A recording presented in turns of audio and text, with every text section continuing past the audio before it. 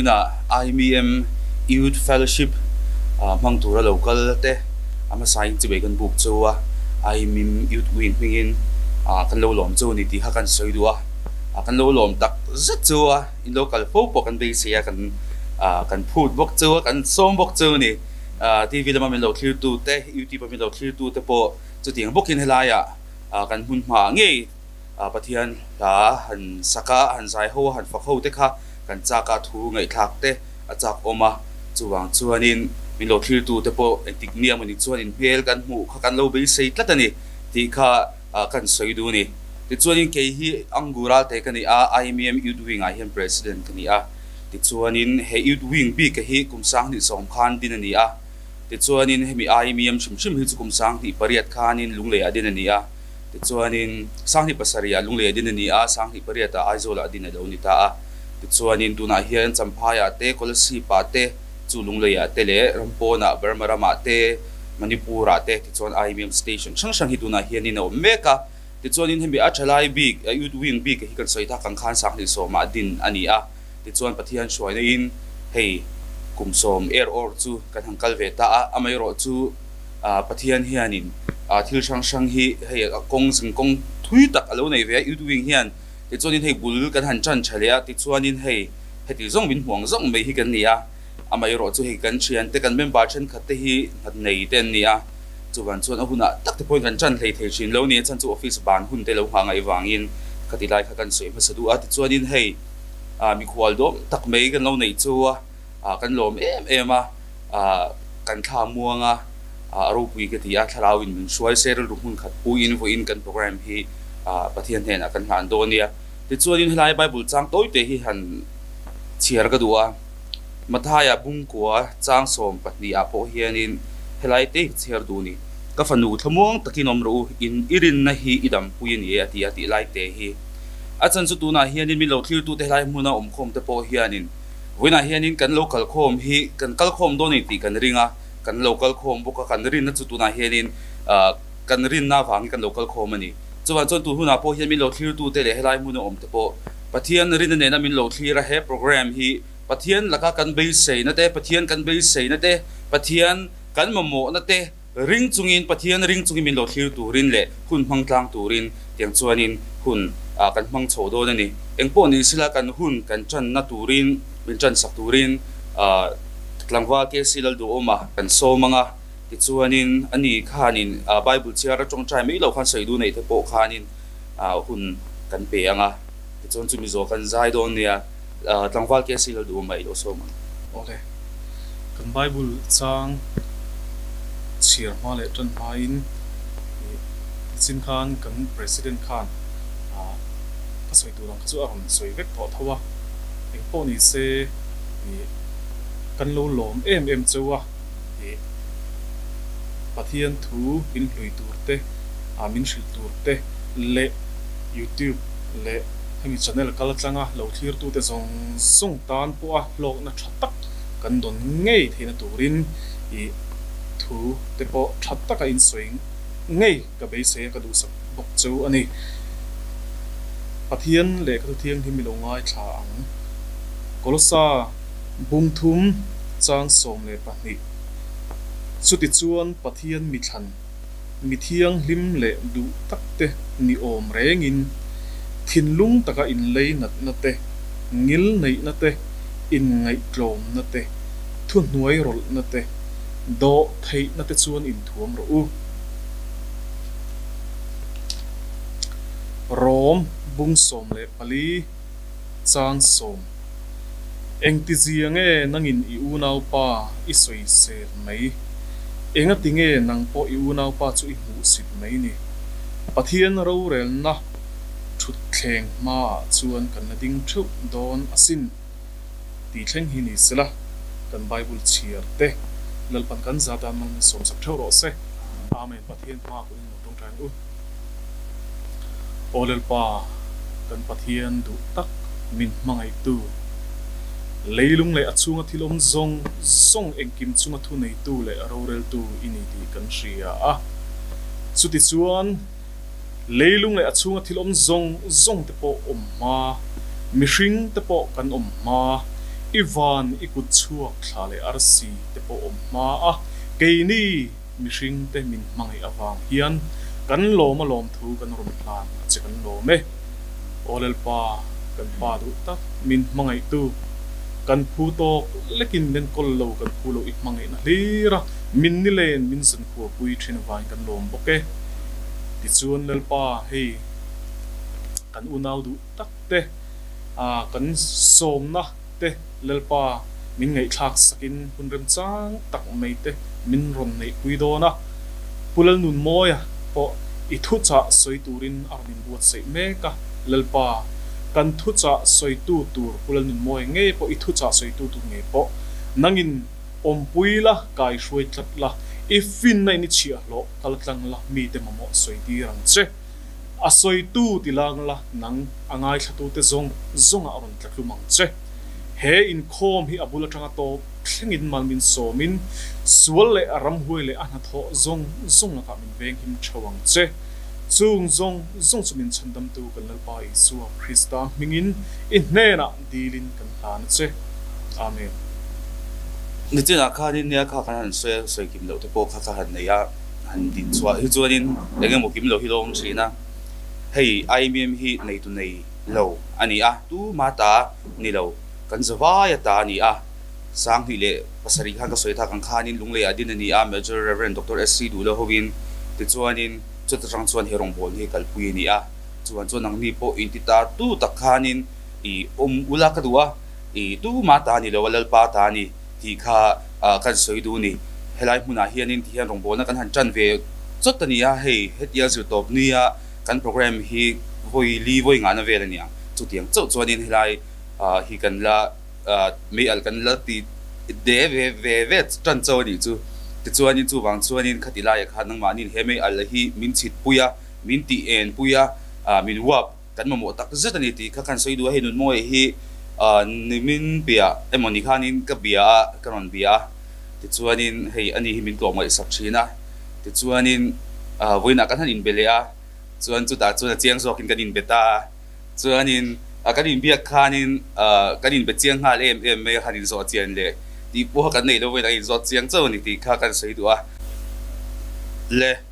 kan thu shil tu tur kan som do na nga hei tun lai nan buai le me ya lung le ya te kol si pa te tiang chon ong bol nan nei zo a hei lai kan lo cham thia lo um le me pathian hun ruat ani karing anun moi ne kan in ton dan sim po hi pathian hianin aruat ani tiang chuanin ani nen hian lockdown ma sever sang ni som ti cholai vel khanin rong bol na media manga rong bol na khati dai khan chuanin khami ba kha chu ti ngei na um si lo kan han tum via mai ro chu pathian in hun la ti lo niang hei pathian hian hun ron ti chho chan do ni niang zanin chho chang hianin chuanin helai hero ni ta tu la in rong bol na in chwalo phe chuan local sia turin kan som chu pathian mingin ka som chu ni ti kha kan soi lang mol duwa adu to kin pathian in hun mang tura du dan ngin han mang sela ti chuanin tuna reformation movement speaker lanun moi par pathian tu cha sei turi do so mang u ole he azanin tlaya pathian hun thatak min bua sei saka tlai muna om tele a thlir tu zong song te in zavain kan lalpai suwa Krista mingin chibei kan lo buk chewa ei nie so yang khanin tlai muna hianin angu khan min lo bia ei thalai fellowship khatim meya ei kan lo online tun kar hi program dang kan lalawa team ichol veang u kan tia choi thalai fellowship ani chon karon tel don ne ka tia chonin voin lama kanin bia hetlai media lama chwale turani thu de kan she chop le ei ke hi camera an lati ka shethen ka buai china camera an lati ka shethen ka tal buai de uthina ka zam china chan chu camera hi hei tha te chu kan la kan hai post ve fo nangin thu soi live video la khi kan kati sa na hian angam vak lo an yang chu amai ru chu zai nai pathian in na athok tura ngai la ei ni so yang kan hetlai IMEM hi kan lo she photo thina in chan chin te TV le YouTube lama kan lo NV thina ei ma na chang to in ti mei la sang hi paria da chang ron ti chhowan tiang khanin kan lo thina sa thin ma voin ni atlai muna กันเอ็นชินกันทีชินกันจะเนลไงสานะไงไม่กันหันดิ้งเวตริงก็ทีเราปุยกติยาIMEM ลำปังส่งเตลมถูกันเหลาชิลหัลหมดเซลนี่เซ่ใจน่าเฮียนินกระรอนสวยเรลุตุกโดนหรือว่าอาไม่รอจุกสวยตูรีลายมุนอมเตเลที่ตู้ส่งเตนักกินเซละเราเอ็นตูเตปอยนักกันมัมโมตูนี่ยก็เชียดนี่ยปะเทียนปนนาอัฐกตูระง่ายละอามาสายปะเทียนทุเทียงที่มีเราง่ายขังเนเฮมียบุงเรียดจางสมที่กันเชียรังเนเฮมียบุงเรียดจางสมจุดที่ชวนอันนี้ชวนอันเนนะกัลอุลาทิลทาวอินทิลทุมอินอุลาเอ็งมาบวชใส่ในเราเอ็งมาบวชใส่ในเราแต่ตานจันปวลทนังเจ้าวันนี้กันลัลปาตารานิเทียงลิมอันนี้ฮีลุงไงนอมสูลัลปาจุงอินลมนะจุอินจักนาอันนี้เสียอติยาลัลปาจุงอินลมนะจุอินจักนาอันนี้เสียอติยาอัตุเทียงลิมกันเสียเตลัลปันกันซาตานมัลมินสมสักโรเซปะเทียนไม่เลกูนะฮาเลลูยาอาเมนลัลปาเฮตไลม์มุนาหุนดูอมตักนังอินมินบวชใส่สกาลัลปาอิทูจวนติฮิยันมินชิลากัมมิกามีปันเนมปฐุมมกลคมนาเปียงอาจวนเกยกอมเซลังอิติยาจานินทลายอภัยกันเนนะยอมตีกันเชียคาราวินกันซิงเฮียนยอมเวตีกันเชียรอนินปวงเลตูริงกันสมเชอันนี้ลัลปาจานินทลายอิทิลตีเทนั่นจุลเอาเทงเลเซลาอีฟ้าติจุรนชัวเซเลนเลลาคีร์ตูซงเตโปอิทิลตีเทนั่นจวนเหลาคอยเลลาลัลปามังไอปะเทียนินีเซียจุมินเชียตีเลลาลัลปาอีฟ้าเตหิมินนโตเลลาคาราวเทียลิมกันสมเชอันนี้กันหุ่นตูส่งอีกุตาลานจงอินเองส่งอิมินชันดำตูกันลัลปาดูตะกี้สวาคริสตามิงินลมทุสอยจงอินกันนนดีเลยอาเมนโอ้กันสวยจันตักตั้งไม่กอลุ่มให้กันเพลโลกังอ่ะทลายมุนสุโลลุ่มเดียวอันยังโอ้ปะเทียนคงไอ้น่าซาระทุสอยหินหวมให้กันตีมาไกลปะเทียนเนี่ยทุสอยตัวรักกูกันนี่เสียให้กันเช็ดเสียงทุสอยเองติกไล่ปนกับสอยไปยังเตียงเวลที่นี่หันตีเตหันนินก้มเตียนสอยตัวให้กันเชียงไอ้เราเนี่ยฉันจูมีจงกำเทียมเรากันเนี่ยมีตีเทียมเรากันเนี่ยไม่เราจะฟิล์มถูกก็ดูเวลแม่เลยเสียมาเสจุตีรัวเลยเราจะปะเทียนถูกันสอยตัวให้จวนก็จงเฮียตอบเทลวะก็กาฮิกะเวงเสียงต่อลวะเอ็งติกไล่ปนเอ็งเตียงเงี้ยเราเรยต่อตีปอยกันไงปะเทียนถูให้เราจนข้างโปกะเพลช่างเทียตีอะกันนูนาปอยปะเทียนทุทิลตีเทในกับมุนัสมาปะเทียนทิลตีเทในกับมุนัสบกะอากาศราวพอตะกระจงใจต่ำพอตะปะเทียนถุยทิลตีเทนั่นเองนั่นเลยตัวไรกังไงหรอฟะปะเทียนถูสุกมูตาโอเฟโมกระทูลิมอันนี้โมถูสุอังไงเร่งตีฮิกะเชเซียงอันนี้ฮาเลลูยาสุวังส่วนมันนี่ปอเอ็งควงนี่ตาเซอร์ชีปัตังอินนี่ตาอินกเชียโฟนคอลิกะดงซิงกมุทูลิมฮีนี่ยากันให้เราผักจัวไม่ยะจุมีจุอีจงจ้าอย่าไปเสีย anxiety จุมีขมีจวนนี่ยะถ้าเราสวลแต่นั้นที่บวยเชนะตีนี่ยะก็มุทาวลิมข้านี่จวนคงไอ้กันเราจงจ้ายังไงโอ้ก็ตีโฟนะจังอินมุทาวลิมมิดเอกลูกขจกสักหันจงใจจุฮาเลลูยาพวกกันที่บันจัดไม่เนี่ยวันนี้ก็จะฮาเลลูยากันที่ข้าตาก็จะฮาเลลูยาดันกีโปฮาดิกลาวินก็เชียไม่รู้จุปะเทียนถูจุโลละไงเรื่องฮาเลลูยาเกี่ยมาคุตาเอ็นขัดละฟ้าจุปะเทียนถูจวนนี่น่าก็กลปุยงำน่าจวนปะเทียนินนัทิลตีเทน่ารอนติลังฮาเลลูยาอาเมนริงตู้นี่ไม่ละถ้าเราสวลมินติบวยตู้ที่กันในชีนะกันชูงกันทิลนี่เราลากลูที่ถ้าเราวังอินอมชีนะจุงจุดโนดชวนนะเตอมชีนะ kan trong trai chu a anxiety te amba apum ti na thin te a ko chunga trai kan an hau chuak chu mu tholim ka a ron luak chuak a hallelujah dam na changa ni chu zalen na changa ni chu mole hallelujah amen unau teu kan soidu zok chu mo pathian thu hi keimani dikawang chawa athu a hi adik tura kan ngaya mi then ka chuan ti hian anon ti thin ti hian anon soi thina tun lai chu min trong trai sakte ka hul riau mai tun lai chu ka tui nang lo riau mai min lo trong trai sakte hinon ti thina ma se an bula chuan ti hian ka lo soi thin ti hian ka lo ti thina ni chung ho bula chuan mo i tui na nga wanga trong trai tur ini lova tharawa i khawang chawa trong trai tur ini lova i trong trai awanga tui nang tur ini ya i trong trai awanga tharawa khat liam tur zok ini kalo ti thin ke ni chumo kan tui nang lo riau chon tu lai chu ka ro riau mai kan nun rama chao hi kan han tia trong trai lo kan han tlak le ringota kan trong trai awanga tui nang tur zok hi kan nia pathian thui kan nei motion kan feeling sanga kalpui kan tuma pathian thu chu ani na angin angai reng zok ani hallelujah unau te hetlai mun kalo then ma tlai mun kalo kalma voin so ma khanita ang chu tun lai chu rong bol na kan che chuak na sa ma ti min chong ngei kan ne ni som ni pakhat a kumin kum ti ra kan nei to kum lai hola i nei leng kan te ni som ni pakhat chong ngei trong trai kan ne ya a chong ngei trong trai ti awang kan trong trai reng chuang lo fa trong trai reng chu lo har khop mei o ol chang te chu kan han nei ve a chuan chu ta chuanin ni som ni pakhat chong ngei kan lok lu tu kha then khatin ni som li ke ka tlang don tu nge min zui don ka te min han a ni som li kan ngei tlang thuau me nuam hi kan han ti khopa kan soi tum zok chu chumi chung chon rong bol na te kan chuaka crusade te kan ne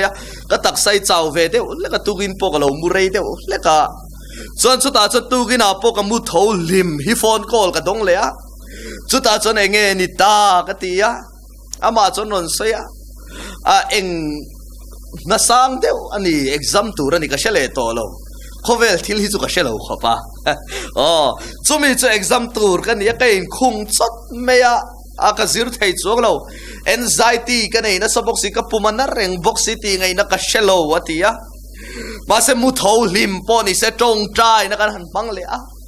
avon volte ti dam min ni to ati la li suana lo ti to a thui na min shil to khamo darkar khat vel trong trai phat la chumi zo a thokang ti na in ziak lo fa kum sang ni kalta han la li suan na mana lo pe to a pathian thu chu angai renga hallelujah amen chu ta kan trong trai chu zalen na changa dam na changa hallelujah lalpa thil ti theina ron langani zaina poinu nau te u ka soi du zok chumo hallelujah amen pathian thu hi kan feelings le kan emotion anga kalpui kan tuma ka soi selo kan milimte kan unaw te ka soi selo pathian tu chu headset ka dei sei ti chawakal pui kan tuma ani lo a thu ani na angina kal reng hallelujah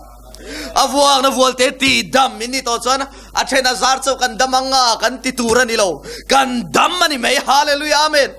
chu wa sa tlai thua po hian kan muwa nehemia bungria chang soma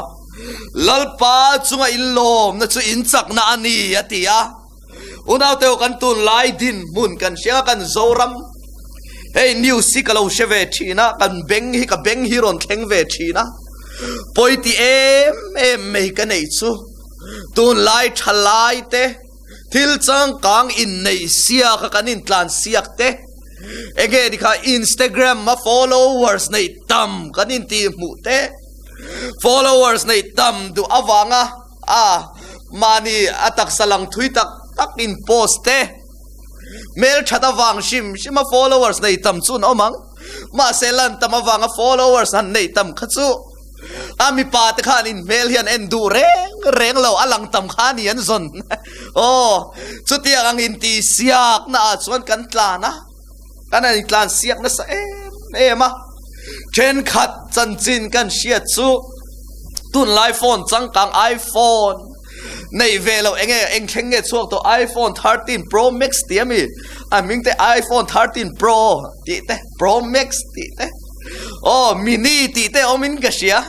khati ang ti sang thil chang kang nei du awanga mani taksa lo zuar ta meite apoi hi ka van ti em o nau te o eng zong ein kan ram hi mo thalai te poi voini thalai fellowship ani ang thalai te poi kan ruma kan cha wa lockdown ni min han nuai tak mei chutiro kan room ko ka mani khum kil kar changin pathian kan nawa aw thangam mang boxilo mammo tin sha boxi depression anxiety anti min han lu khunga lalpa nga tinge kan tia abula kanom thale pe boxilo zohana bung som chang som a chuanin ruk mang suru tu le ti lum tu le ti che tu lo chona lo kal lo ati setana yan kanun lim na min ruk saka min ti luma min ti chiat fek ta tum ti kan shabok si lo unaw teo zai nai ka soi du ani kan pathiana kan lom na hi kan chakna ni ya unaw teo harsan na ti sang kan paltlang don kovel chuan chiat lama pan tiana non ti thin depression ka nei ka depressa anxiety min ti boy chumi khami chu anon ti chumi harsan na chu ka to ka chu tiang khatiang chuan ko oman ron ti an bula chuan mo ti hian ka lo ti thin ani ti hian ka lo nem thin ka ne mang che o ka ti o an ti eng tin nge ka ti ila tok don chau ka ti thin unaw te o lali suwa ne na kan le to wangte lali suwa kan na ya wangte tak te wang hian mo kan harsat na te kiang don reng lo fa kan ma satanan min be na hi top don reng lo fa amma ai na sa zuwa so don ti hi siang o chuta tak chon harsat na kan to ka kan chau chin kan be dong chin kan no room le chin ma se chuta tak chuan mo ka soi du chu lalpa chunga kan lom na hi kan chak na ni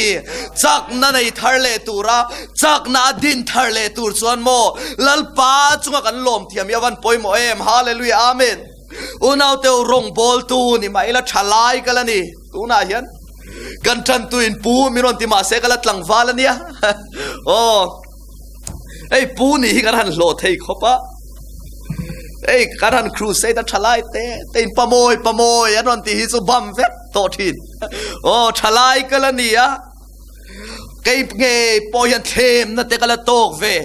har sa ti chang te kala nei ve mi sing mi tho kan la nei ve sia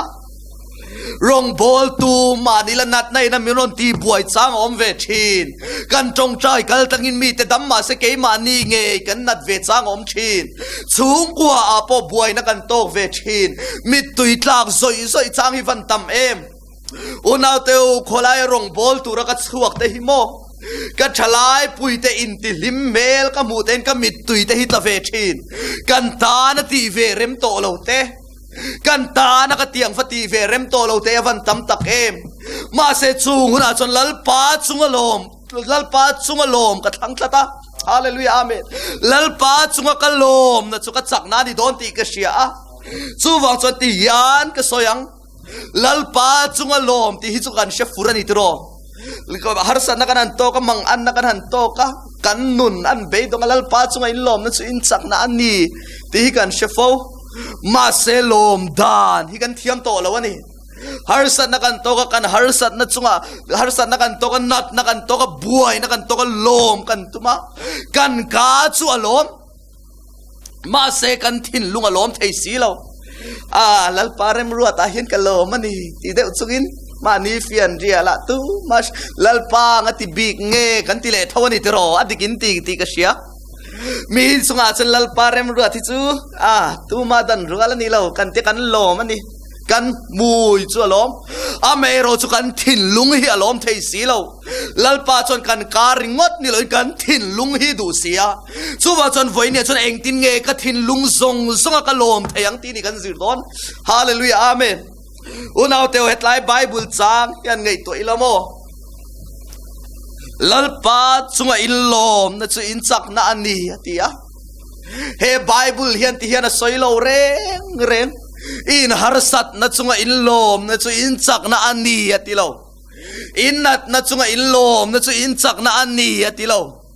in buai na chunga in lom na chu in chak na ani ati lo lalpa chunga in lom na chu in chak na ani ati kai ni chu kan har sat na chunga lom kan tuma kan buai na chunga lom kan tuma kan nat na chunga lom kan tuma khang chunga in lom da kha in chak na ani ati reng reng lo hallelujah chu wang chon mo pathian thui kan siat chian angai Zohana bung som chang som ruk mang churu turle ti lum turle ti chetur lo chona lo kal lo ati setana min be na te Galatia bung ruk chang saria bumin om su pathian chu ngu sit zia ani lo fe mi in athe apiang chu mi vek chona sengang ati kan tura kan seng don mi in entinan hey example ani chu mi in chuap kan sare mo chokong cancer alo nei ta chu ta chon lalpa min pe kani lalpa min ko na ani ti ina han soil tharok china ni lovin mo an bulaka ti chak chumo khami an soi ruala meizial bom hi an mawakin ka chak lalpa pek ni lovin an meizial zuk wang meizial kan zuk chuan chuap cancer chokong cancer te thlen thei te in ziak reng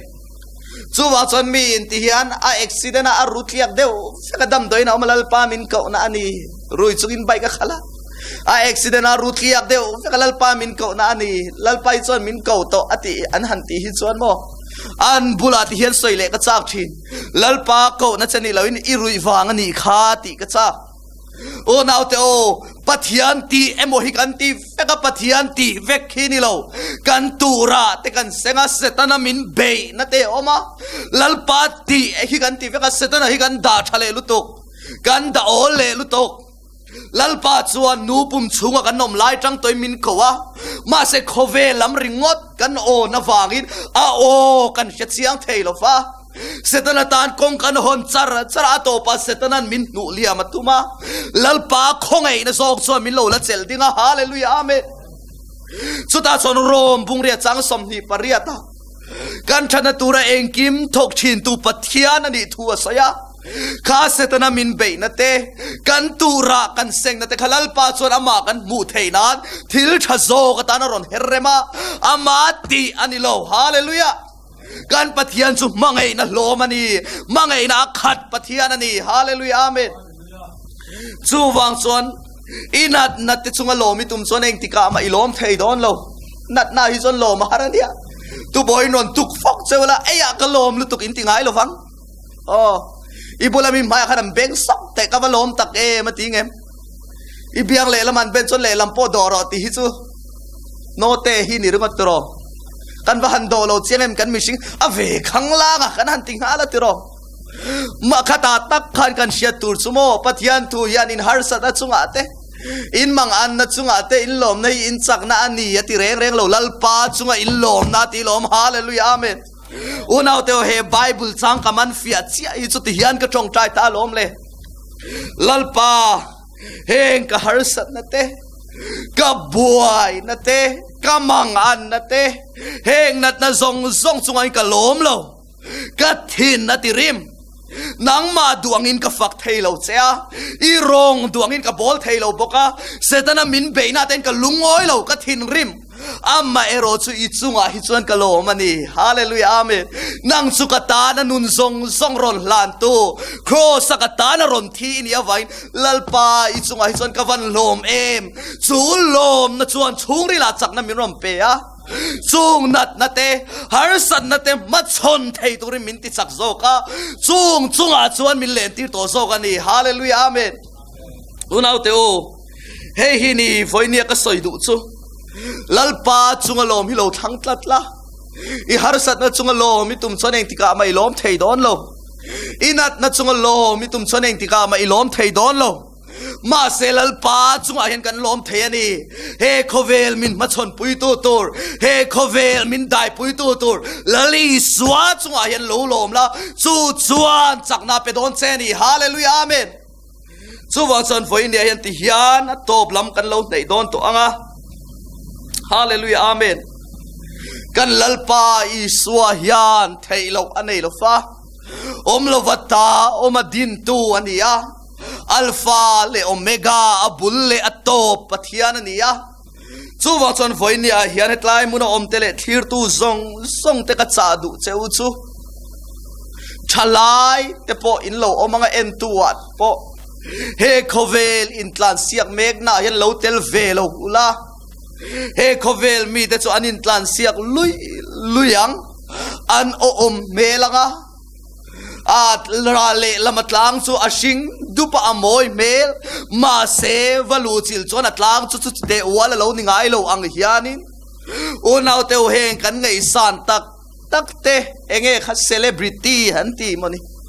celebrity life kan ti te hi rale lamatang chon moy angin du angin angin walang ve ma se valu chil hian an soyalom kala luchil kabala ni vechi alova o kabala celeb vechi alova ma se heng milar te aru ka mirom betu te hian van tam em unaw te o achung ri la yan nom na tak tak om lo nom na tak tak chu Isua Krista a chau hian oma hallelujah amen unaw te o kay pokan nun kha khovel lakatalal pan min tlan chuak ha thalai te kania tangin kumsom pakwa kan in lali suwa kathanga lali suwa nungzui kathanga kal santura van tam em nu chianga ya van tam em ma se voine mi yan enge I in chirlo perti min zose lalpa kathang hi katinge yang hallelujah lali suwa kazui ka van in chirlo tak em voine chu Isua chu lalpa cross kong I chan na anilova chan ngam na chau ani lalpa hian ama karing zo tak em ti min fia ve thina ar sat na te po kapal tlang ve thin mit tui tlak zoi chang om ve thin lalpa nga ti big nge ti chang om ve thin amero chu lalpa lom ka thang tlata ama von chang ka thang tlata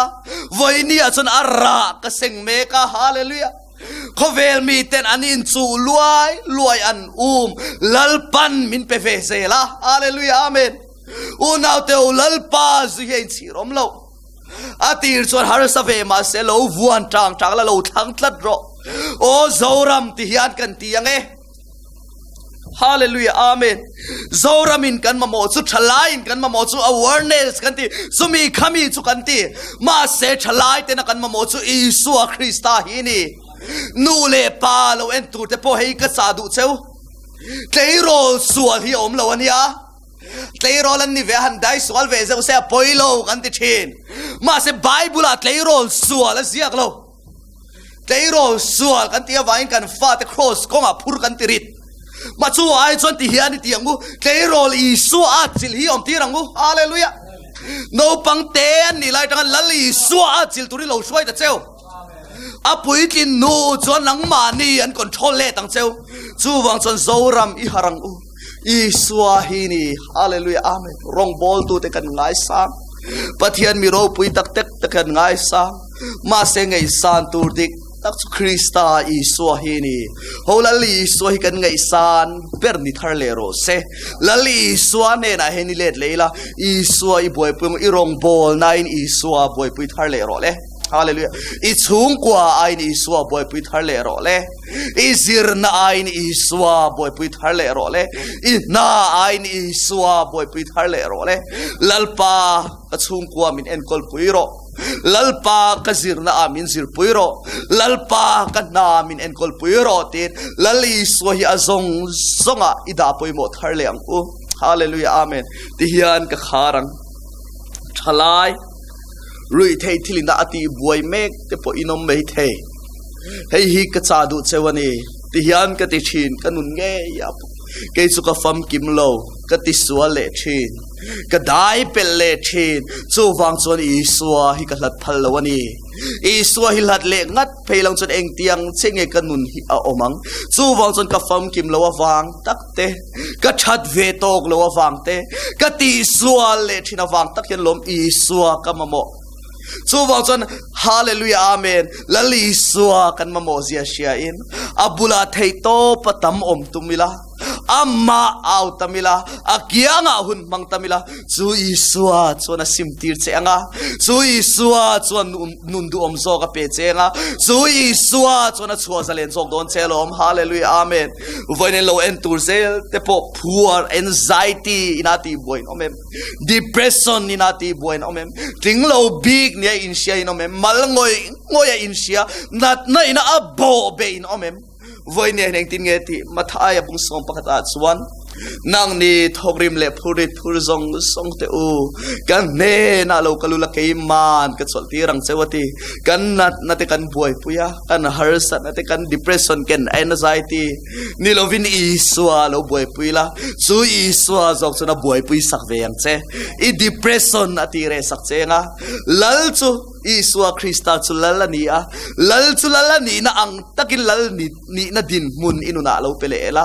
lal iswa krista adin to chon ram huai tenom ngai na an shelo ama an ching chi an bok khup thin nat nate anom thailo thin ril ruha na mani in sit na lal ma chon om thailo thin chu wang chon inuna iswa krista lal ni na din mun lo pelela chu lal chuan inuna raware lang ti khan soyani chu wang chon lal pa chunga khan lom na hi kan chak na sel turania achunga lom kan nat na chunga katilo kan harsa na chunga I anxiety I chia to chunga katilo he khang zong zong chu I lo mangai lo I tura I seng na te setana be na chete ani kha ho zog ro setana na tho kha chu wang chu lal pa chunga zog lo lo mang che tin kan fuiri pathian in kan thu soite mal som ro se pathian mai lo kuna hallelujah amen lalpa he zanin tlaya hetlaya IMM office sa nai tho vai lom thu kan shil chea I in pua na vai kan lome I thu thil ti thei na churon thel le vai kan lome tharau thilim tu nai kan son chea I thu su thil ti nei lo vina let ngai lo I tiang khan tu nai lalpa tharau thil kan son che ni hallelujah amen TV lo entur the YouTube palo entur te potu nai tharau thiang lim local tlang la an ke mor tangan chibler thengin lo khoila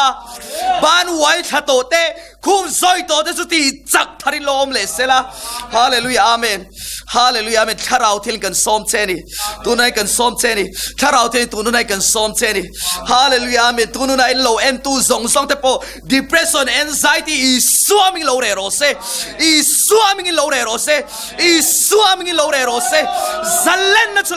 se zalen na chulo theng ro se malongoi ngoya in shiat na te po lal pa nang man lo ne mang che hallelujah tharau thil kan som cheni tharau thiang tim kan som cheni tharau thiang lim lo fan chuak ang che I thil ti thei na chulo kal tang ro se an TV kal tang te an phone kal tang ten I shiak thi na chulo luang chuak ro se zalen na kan lo puang puar na zong kan phele puar na zong ka phele dam na lo theng ro se I swimming in dam na lo theng ro se hallelujah amen en tu te po nakina lo la angel tu te po hallelujah amen kan lalpa Isua Krista I voina anen nimina anen chatua ni danglam don lo so wa son nakina lo angel tu te po intana la nung sel thona inat na lai zora khan lo khoila tharau thiang limina ron kal tang don se a tharau thiang limina ron ti dam don se a hallelujah amen dam na lo theng ro se hallelujah darna chini swami lo dam ro se cancer lo dam ro se depression anxiety lo re ro se nerve thalo lo dam ro se lalpa dam na fam kim su I swami lo theng ro se I swami dam na lo theng ro se lalpa voinia vai kan lo me tharau thialim nai ron tho vai kan lo me iron in po na vai kan lo me Mizoram chalai te hian Isua boy pui tharle turin tharau thialim min puyang che kan mamo ber su Isua Krista hini ani lo mamo dang kan nei lo lalpa he zoram ahin kan som che zoram tidam thei tu om chun chunang ma chawini e zoram ahilal ni na din mun kan lo pe tharle che a e zoram ahin ro lo re lang che nang man hai ron thozel do na vai lom thu kan shil che ro pui na zong song choi moi na zong song lo chang ve kang che heng zong song himin chandam tu lalpa du taki suwa Krista mingin lom tu soi chuin kan ron di le amen o in zawai in clear tu zong song te lalpan mal som fek cheu ro se ro pui le me pathian ha tho pathian tharau thiang thim om puina kan changa thlir tu lampang te le helai hmuna om te pon tharau mun khat puin kan thlir ka bei se ka ring ani ti chuanin kan zawai kan dinga katlan tu chu khoi ange om ti thla kha kan sanga ti chuanin leliswan tong trai dam ni zirti rang kan tong trai thun zom don nia